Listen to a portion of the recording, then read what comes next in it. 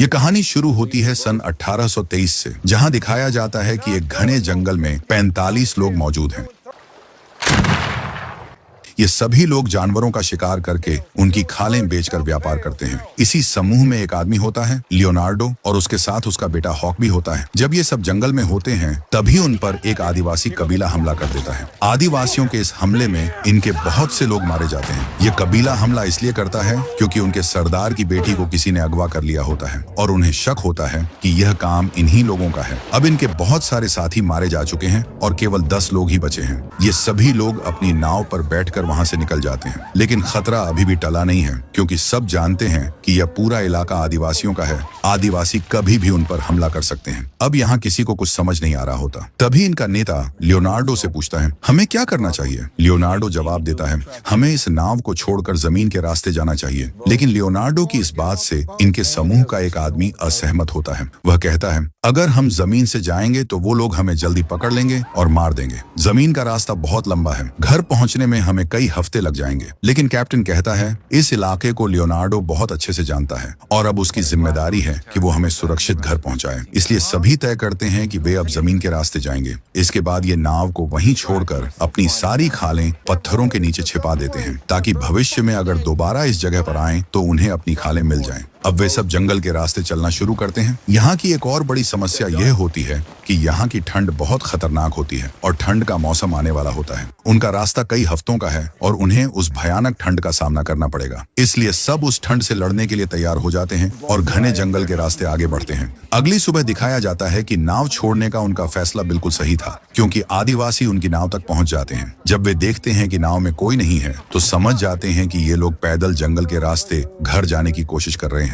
तभी उनमें से एक बोलता है, हमें उनके पैरों के निशान उत्तर दिशा में जाते हुए मिले हैं। अब वे सब ये फैसला करते हैं कि वे उनके पीछे पीछे उत्तर दिशा की ओर जाएंगे। आदिवासी अब इनकी तलाश में निकल पड़ते हैं ताकि उन्हें मार सकें, जबकि ये 10 लोग लगातार उत्तर दिशा की ओर बढ़ते जा रहे हैं। पूरा दिन पैदल चलने के बाद रात को ये सब एक जगह डेरा डालते हैं। सुबह सबसे पहले लियोनार्डो उठता है, अपनी बंदूक उठाता है और जंगल की गहराइयों में टहलने निकल जाता है। तभी उसे अचानक ऐसा महसूस होता है कि आसपास कोई मौजूद है। लियोनार्डो तुरंत सतर्क हो जाता है और नजर दौड़ाते हुए देखता है, सामने भालू के कुछ बच्चे खेल रहे हैं। इससे पहले कि वह वहां से चुपचाप निकल पाए, तभी झाड़ियों के बीच से एक विशाल भालू निकलता है और उस पर हमला कर देता है। लियोनार्डो की बंदूक उसके हाथ से छूट जाती है और भालू उसे बुरी तरह नोच देता है। लियोनार्डो बड़ी मुश्किल से अपनी बंदूक उठा लेता है, लेकिन इससे पहले कि वह ठीक से निशाना साध पाए, भालू एक बार फिर झपटता है। लियोनार्डो फायर करता है, गोली चलती है, लेकिन भालू इतना शक्तिशाली होता है कि उसे गोली का खास असर नहीं होता। वह फिर से लियोनार्डो पर टूट पड़ता है और उसे लगभग अधमरा कर देता है।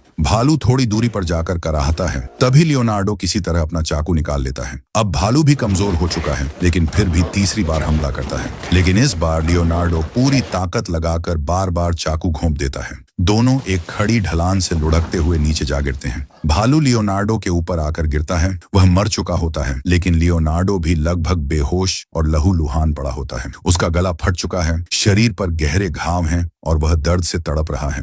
थोड़ी देर बाद उसके साथी वहां पहुंचते हैं। वे देखते हैं कि लियोनार्डो के ऊपर भालू का भारी शरीर गिरा हुआ है। बड़ी मुश्किल से उसे हटाकर वे लियोनार्डो को बाहर निकालते हैं और उसे साथ ले जाते हैं। उनमें से एक आदमी उसके घावों को सिलने की कोशिश करता है। लियोनार्डो का गला लगभग पूरी तरह फट चुका है, शरीर पर जगह जगह जख्म है और उसका पैर भी टूट चुका है। सबका मानना होता है कि वह शायद 1 घंटे से ज्यादा जीवित नहीं रहेगा। उधर दूसरी ओर दिखाया जाता है कि जो आदिवासी इस दल पर हमला करना चाहते हैं, अब उनके पास बहुत सी जानवरों की खालें जमा हो चुकी हैं। वे उन्हीं खालों के बदले कुछ लोगों से बंदूकें और घोड़े हासिल कर लेते हैं। पहले वे केवल तीर कमान से लड़ते थे, लेकिन अब बंदूकें और घोड़ों के साथ उनका खतरा कई गुना बढ़ चुका है। इधर लियोनार्डो के साथी उसके लिए लकड़ी का एक स्ट्रेचर बनाते हैं। उसे उस पर रखकर पहाड़ी रास्ते से ऊपर ले जाने लगते हैं, मगर रास्ता बेहद कठिन होता है। संकरी चढ़ाई, ठंडी हवाएं और थक चुके लोग। लियोनार्डो को लेकर आगे बढ़ना लगभग असंभव हो जाता है। तब उनका कैप्टन आदेश देता है, लियोनार्डो के मुंह पर कपड़ा रखो। असल में वह उसे गोली मारने वाला होता है क्योंकि उसे यकीन है कि लियोनार्डो अब किसी भी हालत में नहीं बचेगा।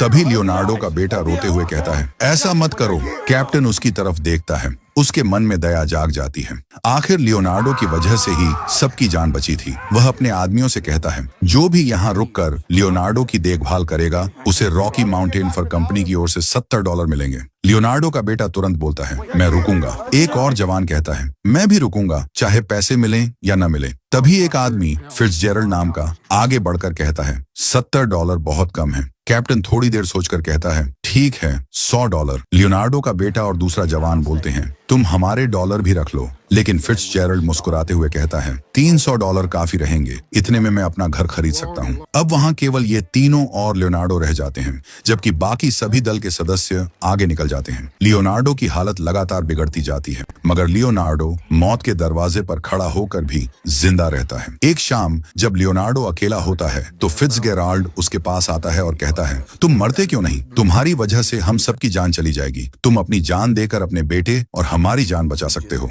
अगर आदिवासी यहाँ आ गए तो वो हम सबको मार देंगे। अब मैं तुम्हारी नाक और मुंह बंद करने वाला हूँ। अपनी आंखें झपकाओ और मुझे ये करने की अनुमति दो। लेकिन लियोनार्डो अपनी आंखें नहीं झपकाता। फिट्जजेराल्ड ठंडे स्वर में कहता है, ठीक है, तो अब तुम्हें झपकाने की जरूरत नहीं है। इसके बाद वह उसकी नाक और मुंह दबाना शुरू कर देता है। लियोनार्डो तड़पने लगता है, उसकी सांसें टूटने लगती हैं, वह मरने की कगार पर पहुंच जाता है। तभी पीछे से उसका बेटा आता है और बंदूक के पिछले हिस्से से फिट्जजेरल्ड के सिर पर जोरदार वार करता है। फिट्जजेरल्ड दूर जाकर गिरता है। लियोनार्डो का बेटा उसकी ओर बंदूक तान देता है। फिट्जजेरल्ड झपटकर उससे बंदूक छीन लेता है और अपने पास रखे चाकू से हॉक पर वार कर देता है। लियोनार्डो का गला पूरी तरह कटा होता है, इसलिए वह चीख नहीं पाता। उसका पैर टूटा होता है और वह अधमरी हालत में होता है, इसलिए अपने बेटे की मदद नहीं कर पाता। वह केवल अपने बेटे को तड़पते और मरते हुए देखता रह जाता है। फिट्जजेरल्ड हॉक की लाश को उठाकर पास की ढलान के पीछे छिपा देता है, ताकि जब तीसरा लड़का वहां आए तो उसे कुछ नजर न आए। जब वह तीसरा लड़का वहां पहुंचता है तो लियोनार्डो उसे कुछ बता नहीं पाता, क्योंकि उसके गले से आवाज नहीं निकलती। रात होती है, तीनों सो जाते हैं। सुबह फिट्जजेरल्ड उस तीसरे लड़के के कान में कहता है, यहाँ से थोड़ी ही दूर पर 20 आदिवासी हैं और वो इसी तरफ बढ़ रहे हैं। ये सुनकर लड़का डर जाता है और पूछता है, हॉक कहाँ है? फिट्जजेरल्ड कहता है, अगर वो जिंदा होगा तो अपने आप आ जाएगा। लड़का हिचकिचा कर कहता है, लियोनार्डो जिंदा है और हमने कैप्टन से वादा किया था कि उसके मरने के बाद उसका अंतिम संस्कार पूरे रीति रिवाज से करेंगे। ये सुनकर फिट्जजेरल्ड गुस्से में लियोनार्डो को घसीटता हुआ खींचने लगता है। लियोनार्डो के शरीर पर गहरे घाव होते हैं और वह दर्द से कराह उठता है। फिट्जजेरल्ड ने पहले से एक गड्ढा खोद रखा होता है। वह लियोनार्डो को उस गड्ढे में फेंक देता है और ऊपर से मिट्टी डालना शुरू कर देता है। लड़का घबराकर पूछता है, तुम ये क्या कर रहे हो? फिट्जजेरल्ड ठंडे लहजे में कहता है, आज नहीं तो कल ये मर ही जाएगा, और जैसा कि हमने वादा किया था, इसका अंतिम संस्कार पूरे रीति रिवाज से होगा, इसलिए मैं इसके ऊपर मिट्टी डाल रहा हूँ। वह लियोनार्डो पर मिट्टी डालता है और वहां से जाने लगता है। लड़का वहां रुकना चाहता है, लेकिन अपनी जान के डर से मजबूर होकर निकल पड़ता है। जाने से पहले वह लियोनार्डो के ऊपर अपनी पानी की बोतल रख देता है और वहां से चला जाता है। उसे यह नहीं पता होता कि फिट्जजेराल्ड ने उससे झूठ कहा है। आसपास कोई आदिवासी नहीं होते। अब वहां लियोनार्डो अकेला रह जाता है, तड़पता हुआ, मरने की हालत में। वह मिट्टी में दबा पड़ा लंबे समय तक वहीं पड़ा रहता है, जहां उसे दफनाकर छोड़ दिया गया था। आखिरकार अपनी आखिरी बची हुई ताकत जुटाकर वह रेंगता हुआ उस जगह तक पहुंचता है जहां उसके बेटे की लाश पड़ी होती है। वह अपने बेटे की निर्जीव देह के पास जाकर कई घंटों तक वहीं पड़ा रहता है। दर्द और शून्यता के बीच उसका दिल जैसे पत्थर बन चुका होता है। कुछ देर बाद जब उसे भूख सताने लगती है, धीरे धीरे वह रेंगता हुआ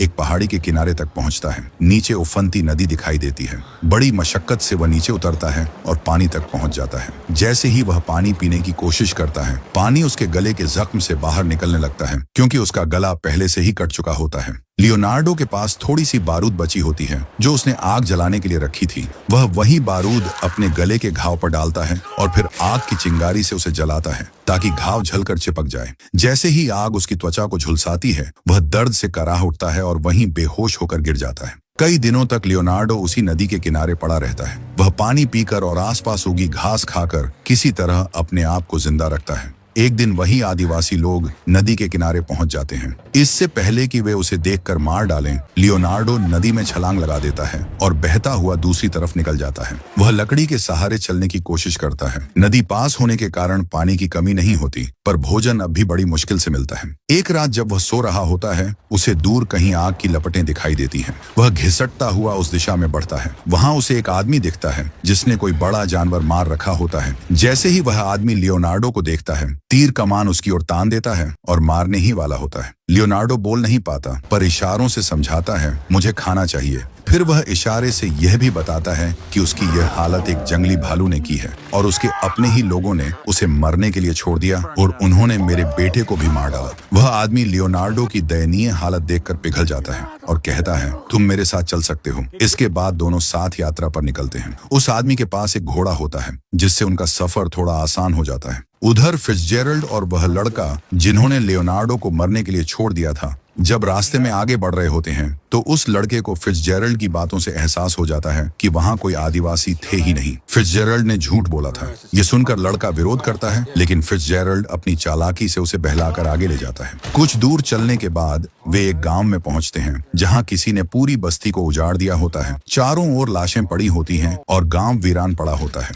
वहीं उन्हें 2 घोड़े मिल जाते हैं। वे उन पर सवार होकर अपने गंतव्य की ओर बढ़ जाते हैं। रास्ते में फिट्जजेरल्ड उस लड़के से कहता है कभी किसी से सच मत कहना, अगर उन्हें सच्चाई पता चली तो हमें सूली पर चढ़ा देंगे। आखिरकार फिट्जजेरल्ड और वह लड़का कैप्टन के पास पहुंचते हैं। दरअसल कैप्टन और उसकी टीम पहले ही वहां पहुंच चुकी होती है। कैप्टन अपने वादे के मुताबिक दोनों को 100 डॉलर देता है लेकिन लड़का पैसे लिए बिना वहां से चला जाता है। फिट्जजेरल्ड कहता है सफर में जो कुछ हुआ उससे यह लड़का सदमे में है, इसलिए ऐसा बर्ताव कर रहा है और वह उसके हिस्से के पैसे भी ले लेता है और निकल जाता है। असल में उस लड़के के भीतर एक गहरा अपराध बोध जन्म ले चुका होता है। उसे एहसास होता है कि उन्होंने जो किया वह बहुत गलत था। उधर लियोनार्डो उस आदमी के साथ बर्फ में सफर कर रहा होता है। तभी एक भीषण बर्फीला तूफान आ जाता है। लियोनार्डो के पुराने घाव फिर से दर्द करने लगते हैं और वह बहुत कमजोर हो जाता है। वह आदमी उसकी हालत देखकर उसके लिए लकड़ी का एक छोटा सा झोपड़ा बनाता है। लियोनार्डो के सारे कपड़े उतार कर उसे अंदर लिटा देता है, चारों ओर से ढक देता है और सामने आग जलाता है ताकि उसे गर्मी मिले।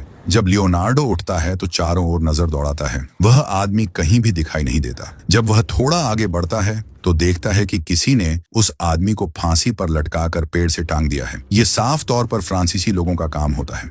अब लियोनार्डो फ्रांसीसी लोगों के एक ग्रुप तक पहुंचता है। वहां एक फ्रांसीसी आदमी एक लड़की के साथ जबरदस्ती कर रहा होता है। लियोनार्डो बिना देर किए उस लड़की को बचाता है। वह अपने घोड़े पर सवार होकर कुछ लोगों को गोली मारता है और वहां से निकल भागता है। भागने के बाद वह रात एक पेड़ के नीचे गुजारता है। सुबह होते ही उसे एहसास होता है कि वही आदिवासी उसके करीब पहुंच चुके हैं। वह तुरंत बंदूक उठाता है, 2 आदिवासियों को गोली मारता है और घोड़े पर बैठकर भाग निकलता है। मगर अब आदिवासियों के पास भी घोड़े होते हैं, इसलिए वे उसका पीछा करने लगते हैं। सामने एक ऊंचा पहाड़ और नीचे गहरी खाई होती है। लियोनार्डो के पास रुकने का कोई विकल्प नहीं होता। अगर वह रुका तो वे उसे गोली मार देंगे, इसलिए वह पूरे साहस के साथ घोड़े सहित उस खाई में कूद जाता है। घोड़ा गिरने से मर जाता है लेकिन लियोनार्डो किसी तरह जिंदा बच जाता है। हालांकि वह इस ऊंचाई से गिरकर नहीं मरा, लेकिन ठंड से मरने का खतरा अब भी बना रहता है, क्योंकि जिस भालू की खाल को ओढ़कर वह अब तक ठंड से बच रहा था वह वहीं छूट जाती है। ठंड से बचने के लिए वह घोड़े का पेट चीरता है और अंदर का सारा मांस बाहर निकाल देता है। फिर वह उसी घोड़े के पेट के भीतर घुसकर रात गुजारता है,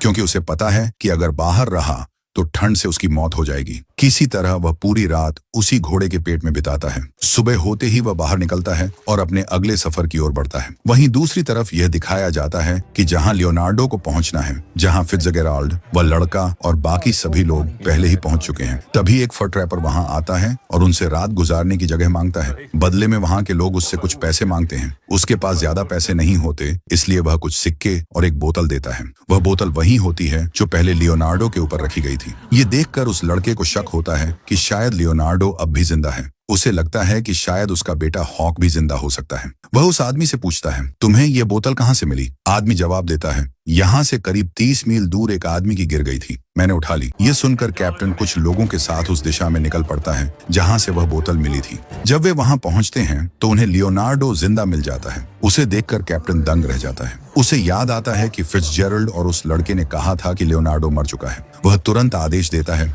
लड़के को गिरफ्तार करो। फिर गुस्से में कैंप की ओर लौटता है और फिट्जजेरल्ड को ढूंढने लगता है। लेकिन जब वह अपने कमरे में पहुंचता है तो देखता है कि फिट्जजेरल्ड उसकी तिजोरी से सारा पैसा लेकर भाग चुका है। अब कैप्टन फैसला करता है, मैं फिट्जजेरल्ड को पकड़ने जाऊंगा, क्योंकि उसने लियोनार्डो के बेटे का खून किया और पैसे भी चुराए। लियोनार्डो कहता है, मैं भी तुम्हारे साथ चलूंगा। वह यह भी बताता है कि उस लड़के को मेरे बेटे के खून के बारे में कुछ पता नहीं था। फिट्जजेरल्ड ने उसे भी झूठ कहा था। अब लियोनार्डो और कैप्टन फिट्जजेरल्ड की तलाश में निकल पड़ते हैं। वे उसके घोड़े के पैरों के निशानों को फॉलो कर रहे होते हैं। काफी दूर जाने के बाद घोड़े के निशान अचानक खत्म हो जाते हैं और दोनों को अलग अलग होकर उसे ढूंढना पड़ता है। जब कैप्टन एक बड़े पत्थर के पीछे झांक रहा होता है, तभी अचानक फिट्जजेरल्ड वहां से निकलता है और उसे बंदूक की नोक पर ले लेता है। कैप्टन कहता है, तुम पर खून के इल्जाम हैं, तुम्हें मेरे साथ वापस चलना होगा। लेकिन फिट्जजेरल्ड नहीं मानता और बिना झिझक उसे गोली मार देता है। गोली की आवाज सुनकर लियोनार्डो वहां पहुंचता है। वह देखता है कि कैप्टन की लाश जमीन पर पड़ी है और आसपास कोई नहीं है।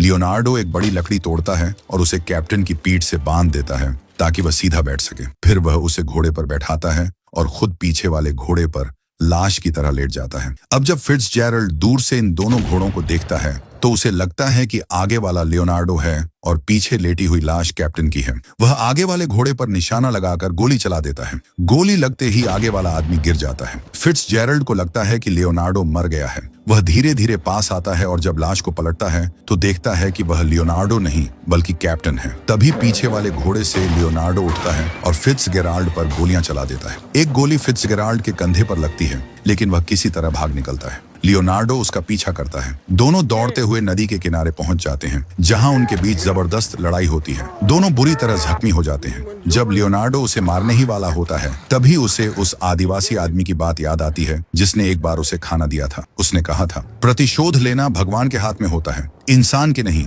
यह याद करते ही लियोनार्डो फिट्जजेराल्ड को छोड़ देता है और उसे नदी में बहा देता है। फिट्जजेराल्ड बहते हुए नदी के दूसरी तरफ पहुंचता है, जहां वही आदिवासी मौजूद होते हैं जो पहले इन लोगों को मारना चाहते थे। वे फिट्जजेराल्ड को पकड़ते हैं और उसे मौत के घाट उतार देते हैं। इसके बाद वे नदी पार करके लियोनार्डो की ओर आते हैं, लेकिन उसे नहीं मारते क्योंकि उन्हें उनकी बेटी मिल चुकी होती है, वही लड़की जिसे लियोनार्डो ने पहले फ्रांसीसी लोगों से बचाया था। इसलिए वे लियोनार्डो को छोड़ देते हैं और वहां से चले जाते हैं। अंत में दिखाया जाता है कि लियोनार्डो बुरी तरह जख्मी है। तभी उसे अपनी पत्नी की आत्मा दिखाई देती है। लियोनार्डो की आंखों में आंसू हैं, उसकी सांसें भारी चल रही हैं और इसी के साथ यह फिल्म, यह कहानी यहीं समाप्त हो जाती है।